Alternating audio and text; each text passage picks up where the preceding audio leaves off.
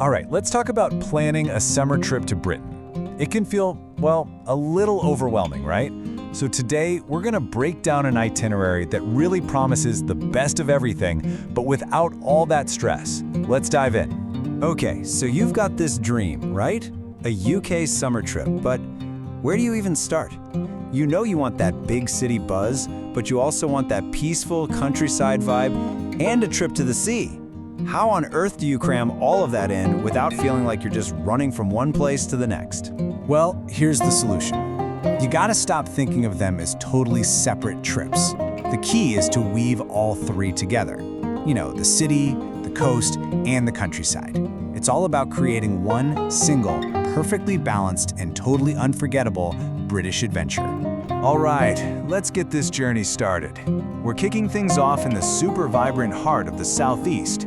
We're talking London and the gorgeous Kent coast. First stop, London. But look, this is not just about ticking off the big tourist spots like the Tower of London. No, summer in the city it's a completely different vibe. Imagine this, picnics in Hyde Park, catching a show at the open-air theater in Regent's Park, maybe some cool evening strolls along the South Bank. It's the absolute perfect, high-energy way to launch this whole trip. Okay, so once you've soaked up all that amazing city energy, it's time for a total change of pace.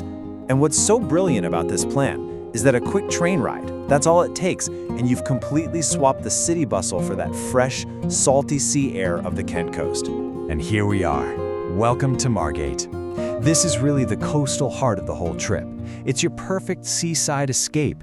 You've got those classic golden beaches for swimming and sunbathing, sure, but there's also this really cool creative vibe happening. You've got the Turner Contemporary Gallery, all these quirky vintage markets to explore, and of course, you've got to indulge in some incredible local seafood and a proper plate of fish and chips.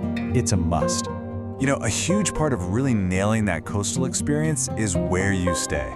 This itinerary points you towards places like Unico Hotels. Think stylish rooms, amazing coastal views, and they're literally steps from the beach. It's the kind of place that really lets you just soak in that whole atmosphere. I mean, the description just sums it up perfectly, doesn't it? Luxury rooms, sea views, and warm hospitality. That's exactly it. It's all about making that part of your journey super relaxing and totally memorable. All right, so we've had a fantastic start in the southeast. Now the itinerary really opens up, and we get to see the incredible diversity of the rest of the UK. This is where the adventure gets even bigger. And just look at the incredible range of experiences you can choose from. You could head west and get lost in the Cotswolds. That is your quintessential storybook English countryside with quaint villages and rolling green hills. Or you could travel north for the totally epic, dramatic landscapes of Scotland. We're talking exploring historic castles and those vast, beautiful highlands. And the adventure doesn't stop there. It continues right into Wales. You can hike Mount Snowdon and just take in those panoramic views, or maybe explore the stunning Pembrokeshire cliffs. And from there, it's a hop over to Northern Ireland. To see the iconic, you have to see it to believe it, Giant's Causeway.